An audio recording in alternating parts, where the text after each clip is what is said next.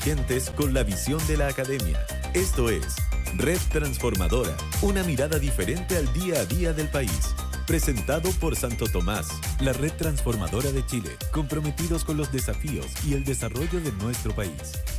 Ayer hablábamos de otro tema y habíamos dejado enganchado la idea de que algún día íbamos a continuar conversándolo, pero desde otro punto de vista, ¿no? La epidemia de la soledad, como se la ha calificado a través de diversas publicaciones, lo que está pasando en Occidente hace algunos años y que se ha agudizado. Y en Oriente también. En Oriente también, claro. En algunos puntos de Oriente. Puntos de Oriente, en Corea del Sur, en Japón. En donde se han tenido que tomar medidas incluso en materia de políticas públicas para evitar que la gente se sienta sola. Y no es solo una percepción ya a estas alturas. Hace un tiempo la Comisión de la Organización Mundial de la Salud sobre Conexión Social publicó un informe que justamente habla sobre las repercusiones que tiene la soledad para la salud y el bienestar. Entre los jóvenes entre 13 a 29 años, entre el 17 y 21%, dependiendo del país, dice sentirse solo. Esto evidentemente además tiene agravantes. Si una persona pertenece a un grupo particularmente discriminado, sea la comunidad LGBT, minorías étnicas, migrantes, obviamente esa sensación aumenta y además se ha apuntado que los que se sienten más solos son los que viven en países con peor situación económica. O sea, hay una conexión directa entre capacidad adquisitiva, entre recursos y obviamente la sensación de soledad. Aquí hay una complicación porque la soledad no es lo mismo que el aislamiento. Ambas son nocivas, pero el aislamiento es objetivo, la soledad no. O sea, yo puedo ser adolescente, estar en el colegio, vivir llena de compañeros de curso, llegar a mi casa, estar con mi familia y sin embargo sentirme profundamente sola. Exacto, y eso es parte de lo que queremos conversar hoy día. Nos acompaña Nelson Valdés Sánchez, profesor titular de Psicología, además director del doctorado en Estudios Psicológicos y Sociales del Bienestar de la Universidad Santo Tomás. Nelson, ¿cómo estás? Muy buenas tardes. Buenas tardes, Nelson, Martín. bienvenido. Buenas tardes, Paola, Martín. Bueno, para nosotros es un honor que haber sido invitados por ustedes para hablar de este tema que, como bien decías tú, es un tema relevante, que uno pudiera pensar que es muy relevante en este tiempo, pero ustedes lo dijeron muy bien, ha sido todo este tiempo una especie como de fantasma, siempre ha estado presente. Lo que pasa es que se empezó a agudizar un poco más después de la pandemia, en donde, como bien dicen ustedes, nos vimos todos sometidos a una especie de aislamiento social que en ocasiones iba acompañada de soledad, pero no necesariamente. No todo el mundo vivió la pandemia de la misma manera. Hubo personas que salieron favorecidas con la pandemia y estuvieron muy bien, porque justamente... A mí, por ejemplo, me sentó estupendo la pandemia, entendiendo que fue un horror y que por supuesto me conduelo con las muertes y el sufrimiento ajeno, pero desde el punto de vista de lo que significó el encierro para mí fue completamente inocuo. Fue cómodo. Pero para otra gente fue, digamos, motivo de consulta incluso en algunas personas que tenían la posibilidad de consultar. Y es justamente yo creo que por eso, porque al estar en aislamiento social también se corrió el riesgo de poder experimentar este malestar subjetivo que tiene que ver cuando tus relaciones sociales no alcanzan el nivel que tú estás esperando tener, ¿no? Ahora, Nelson, yo me imagino que, para quien vive soledad o aislamiento debe ser difícil solucionarlo, pero tiendo a pensar que el aislamiento social es algo que se puede trabajar más, dado que responde a una cosa objetiva. Si yo a un grupo de gente que está sola le organizo actividades, los obligo, entre comillas, los invito a juntarse, estoy dándole el clavo, digamos, y se soluciona. En cambio, aquel que está en soledad, descrita la soledad como esta percepción subjetiva, puede estar rodeado de gente en el paseo más y sentirse solo. ¿Cómo trabajar eso cuando es algo que, digamos, es endógeno, por así decirlo? No tiene que ver con eso. Y haciendo esa distinción, quería preguntarte, porque tú decías recién que esto siempre ha estado presente. Y yo me pregunto, ¿ha estado siempre presente? Porque uno piensa, uno fue adolescente hace harto tiempo, pero los adolescentes, todos, yo por lo que me acuerdo, hay una sensación de soledad que puede ser patológica o no, pero en general ser adolescente no es tan fácil. Pero la adolescencia pasa, ¿verdad? Y sin embargo, hoy en día pareciera ser que tanto el aislamiento social como la soledad pegan más fuerte. La pregunta entonces, ¿ha sido siempre igual o el mundo moderno de alguna manera está contribuyendo para mal, digamos, en el fenómeno? Yo me atrevería a pensar que es una mezcla de ambas cosas. Yo creo que el mundo va cambiando y junto con estos cambios del mundo, con nuevas tecnologías, también ha permitido que se desarrollen nuevas formas de sociabilizar. Por ejemplo, hoy día los adolescentes han desarrollado nuevas formas de conectividad, que justamente estas formas de conectividad lo que promueven son el desarrollo de nuevas estrategias para relacionarse entre ellos, ¿cierto? Ha aumentado también la hipervigilancia social. Hoy día los adolescentes no quieren perderse nada de las redes sociales. Hay un fenómeno, el FOMO, no sé si Claro, Fear of Missing Out también, que es como esta sensación de tener que estar viendo las redes sociales porque si no me pierdo algo. O cuando estamos en un restaurante, por ejemplo, también está esta cuestión del fobbing, que es esta mezcla entre el fun y el snubbing, que es como este desaire que te hago yo por estar viendo mirando mi el teléfono celular. Mientras estamos sentados Mientras comiendo. estamos sentados y tú ves, por ejemplo, te encuentras en un restaurante que hay una familia entera en donde están los dos padres viendo su celular y el cabro chico con el tablet viendo algún video. Y que por lo tanto el desaire en realidad más bien lo veo yo, que espanto, que estoy sentada afuera, pero ellos están chochos, nadie se siente ofendido ahí. Ahora depende, puede que efectivamente, y a mí me ha pasado, ¿no? Que me han emplazado diciendo, hola, porque yo me meto en el celular. A por mí cosas también, de mi profesión. pero lo que digo que cuando tú ves una familia en que están los No, tres o los no, cuatro claro. en los suyos, como, pucha, pobre gente, pero parece que el problema lo estoy percibiendo yo. Ellos no tienen una sensación de problema. Exactamente. Y ahí me lleva un poco también para responder la pregunta. O sea, ha habido la necesidad de desarrollar nuevas formas de estar conectados. También hoy día se evita bajo toda costa y sobre todo los adolescentes este miedo al rechazo, el miedo a ser excluido, el miedo a ser ignorado. Pero no es eso casi la definición de adolescencia, entendiendo que en mi época, sin redes sociales, ese miedo al rechazo y al no ser invitado y al no ser incluido se manifestaba de otra forma, pero lo que subyace es lo mismo, es la necesidad del adolescente de ser parte del grupo, de identificarse con el grupo, de tener una identidad que en buena parte está dada por el grupo. Entonces, Exacto. en ese sentido, Sí. los adolescentes no han cambiado tanto, lo que ha cambiado es la forma. Es la forma. Sí, yo por eso te dije, yo me atrevería a decir que un poco de las dos, porque si bien la adolescencia, como dices tú, la principal tarea del adolescente es lograr desarrollar una identidad que sea continua y coherente. Y para desarrollar esa identidad en este periodo de transición crítico en donde se ve enfrentando una serie de cambios que son biológicos, psicológicos, sociales, inclusive uno podría pensar que todavía durante la etapa adolescente hay el desarrollo de ciertas regiones cerebrales que tienen que ver con el procesamiento social y que por lo tanto durante esa etapa se vuelven más susceptibles o más sensibles a experimentar el rechazo social.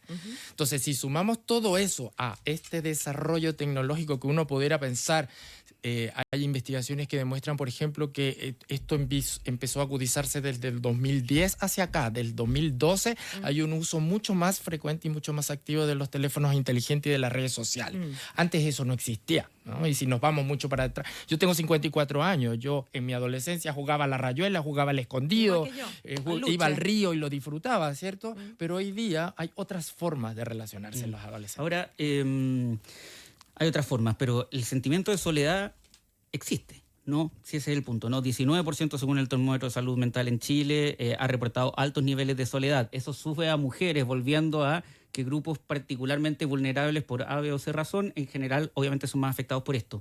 Pero el grupo entre los 30 y 39 años, esa cifra sube hasta el 26,6%. Ya no estamos hablando de adolescentes, sino que de adultos jóvenes, ¿no? Y algunos ya entrando en la adultez.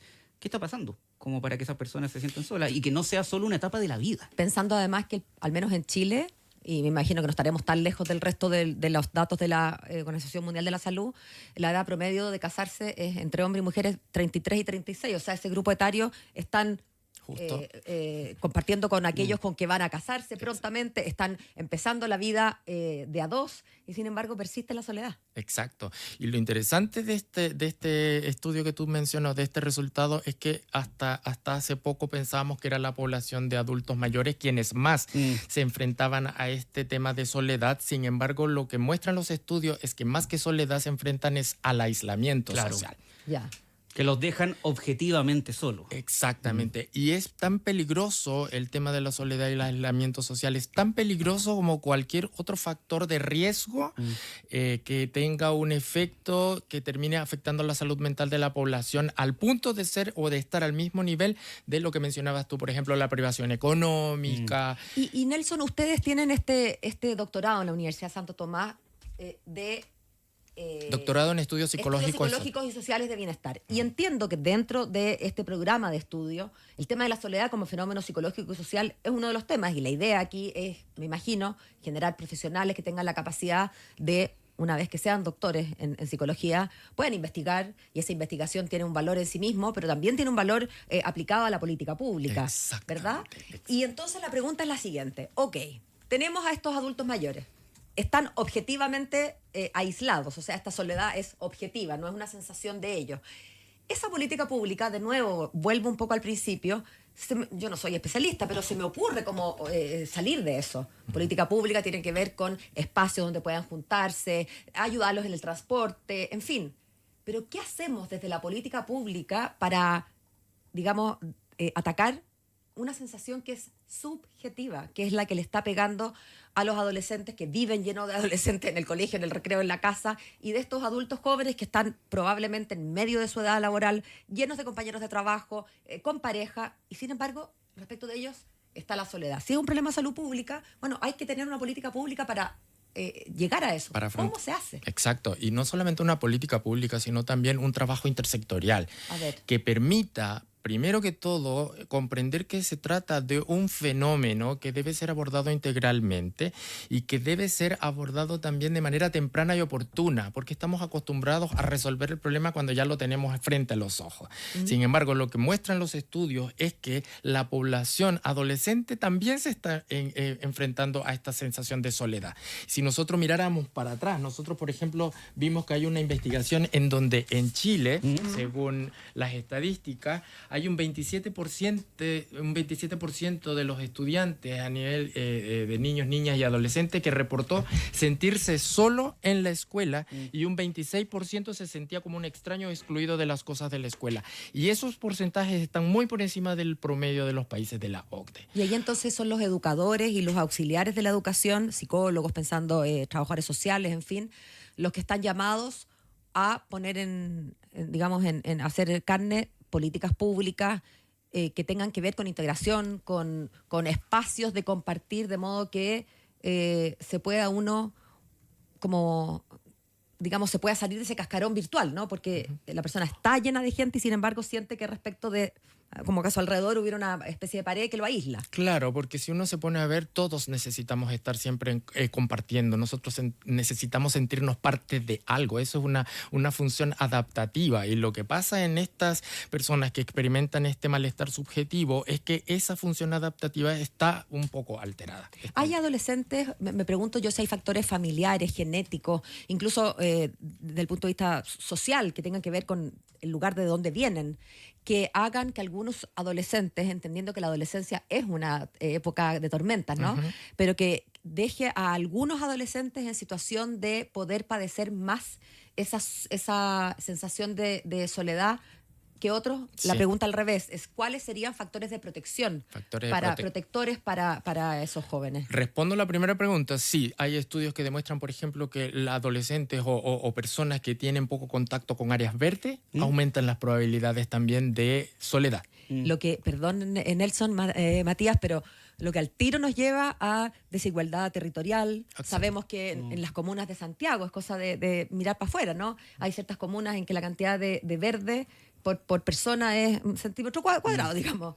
Y otros y eso es un factor de protección. Eso es un factor, es un factor de riesgo no contar con esas áreas verdes. Es un factor de riesgo también vivir en familias que viven en hogares hacinados, por ejemplo, en donde el aislarte, como decías tú antes de empezar el programa, el aislarte se convierte en una estrategia de poder... Disociativa quizás para defenderte. Que te permite sobrevivir, porque al final de cuentas es una estrategia que tú usas para poder sobrevivir en un espacio donde no están las condiciones dadas para poder desarrollarte mejor. Factores protectores: tener una familia que sea afectuosa, una familia que esté disponible afectivamente, ¿no? Por eso es que, como decías tú, muchos adolescentes, muchos niños, niñas durante la pandemia lo pasaron bien. ¿Por qué? Porque tuvieron padres que se inmolaron, yo siempre le digo así a mis estudiantes, se inmolaron y lo pasaron muy mal ellos para proveerles a ellos un ambiente que les permitiera estar bien. Pero lo triste de esto, de nuevo, no quiero sonar excesivamente comunista, pero de nuevo pienso en la desigualdad, porque claro, hay padres y madres buenos en todas partes, pero un padre y una madre buena que tenga ganas de inmolarse, pero que vive en una media agua, debe ser muy difícil. Muy Mientras difícil. que quienes vivimos en departamentos cómodos, claro, tenemos la suerte de poder hacerlo porque contamos con otros recursos que no tienen nada que ver con nuestros recursos internos, sino que con realmente el que yo vivo Más cerca de una objetivo, plaza, claro. que puedo ver árboles desde mi casa, que hay más espacio. Que tenía un balcón, algo tan Absoluta- simple como Oye, o tener un gente que balcón. tiene jardín, no es mi caso, pero gente que tiene jardín. Y esas cosas no tienen que ver con la calidad de la maternidad o paternidad, tienen que ver con realmente el lugar donde naciste. Ahora, vamos también a por qué nos hacemos cargo de esto, más allá de la desigualdad, evidentemente, y por qué no queremos que la gente lo pase mal, porque la persona más fría podría decir, oh, ya, chuta, la gente se siente sola. Supérenlo, ¿no? O salgan adelante, o la vida sigue, o ya, bueno, eventualmente se les va a pasar, porque esto no es un tema baladí, no es simplemente una percepción, no es algo que no importe que la gente se sienta sola. Importa porque, como dije hace un momento atrás, existen muchos estudios, no 2 ni 3, existen numerosos estudios que han demostrado que existe una asociación directa, una correlación directa entre la soledad y los problemas a nivel de salud mental. Mayores niveles de depresión, mayores niveles de ansiedad social, existe inclusive a nivel físico, por ejemplo, problemas en el sistema inmunitario que está relacionado con el desarrollo de enfermedades crónicas. O sea que no solamente existe una relación directa con la salud mental, Qué y evidente. sino que dado que la salud mental está alojada en nuestro cuerpo y no en una cosa etérea, también eso redunda en nuestra salud física. Y la mente y el cuerpo están son uno relacionados. solo, Exacto. y entonces enfermedades, desórdenes alimenticios, por ejemplo, asociados a gente que come más sola, ¿verdad? Sí. Y esta enfermedad autoinmune. Entonces al final se transforma en un problema de salud. De salud. Y por lo la tanto, sociedad se envenena. no solamente se envenena, sino que además la salud cuesta plata. También.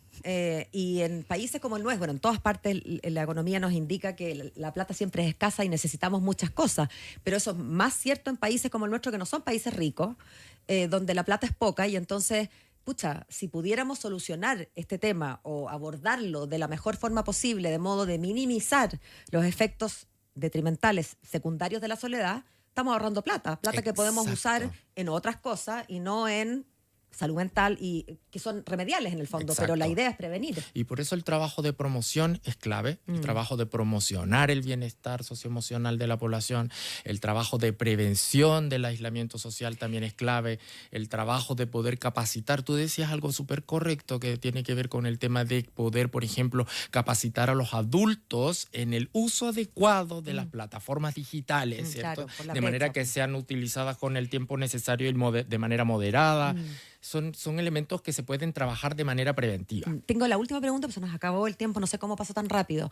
¿Tú sientes, Nelson, que cuando tú le hablas a tu gente, a tus estudiantes, de la importancia del bienestar, lo entienden, o que en la sociedad ya hay una mayor comprensión de que estamos hablando de algo que tiene un peso específico y una importancia, y no solamente como, el bienestar, como andar como sonriendo por la vida, digamos, que Como no es una cosa tan holístico, frívola, ¿no? sino que es una cosa bien concreta, que puede tener un nombre simpático? Bienestar suena bien, no suena a algo Estar terrible, bien. pero tiene un peso súper trascendente en la vida de cada uno. Yo creo que por eso fue clave cuando ideamos el doctorado que tenemos en la Universidad de Santo Tomás, porque hasta el momento era mucho más la importancia que se le daba a la patología, al diagnóstico, a los problemas en salud mental, y tan poco atención o tan poca importancia también al trabajo que se puede realizar a nivel de la promoción del bienestar, que como dices tú, suena bonito. Pero en la práctica, hablar de las estrategias que promueven un bienestar y que a la larga van a poder desarrollar en ti una mejor percepción de la calidad de vida, eso cuesta. Y yo creo que para llegar a hacer eso, justamente como decías tú, se requiere más investigación, se requiere formar a investigadores, investigadoras que sean capaces de poder desarrollar estudios que entreguen respuestas Data sobre duras. este fenómeno, para poder entonces utilizar esos datos como evidencia pura para el desarrollo de programas de prevención que tengan un efecto a nivel de política Y, Me pública. queda clarísimo. Nelson, ¿y este doctorado es solo para psicólogos psiquiatras o dirigido para ellos? Es un doctorado que es interdisciplinario, es decir, no es disciplinar, no es un doctorado para psicólogos, es un doctorado interdisciplinario. Hoy día tenemos doctorantes, trabajadores sociales, educadores, enfermeras, matronas, psicólogos, psicólogas, que justamente miran y buscan esto que decía yo hace Y un rato atrás. enriquecen probablemente la posibilidad de estudiar desde varios ojos, ¿no? De varias disciplinas un mismo fenómeno. Eh, Qué importante, ¿ah? Qué importante conversación, además complementa mucho un tema que habíamos estado conversando ayer en otra casualmente. sección, pero Así es este programa. Sí. Usamos las distintas secciones para complementar. En el fondo somos brujos. Somos Vemos brujos, el futuro. efectivamente. Bueno, yo les agradezco enormemente de parte mía y de parte de todo el equipo del doctorado que nos hayan dado la posibilidad de estar acá el día Un de hoy con gusto. ustedes. Nelson Valdés Sánchez, profesor titular de Psicología, además director del doctorado en Estudios Psicológicos y Sociales del Bienestar de la Universidad Santo Tomás. Que esté muy bien. Hasta Gracias. la próxima. Nelson. Hasta luego. Son las 7:33. Esto fue Red Transformadora, una mirada diferente al día a día del país. Presentado por Santo Tomás, la Red Transformadora de Chile, comprometidos con los desafíos y el desarrollo de nuestro país. Nos vamos a ir a la pausa escuchando a Paul McCartney. Al inmortal. Al inmortal Paul McCartney, porque además esta es de sus canciones más nuevas, es del año 2018, de su disco Egypt Station.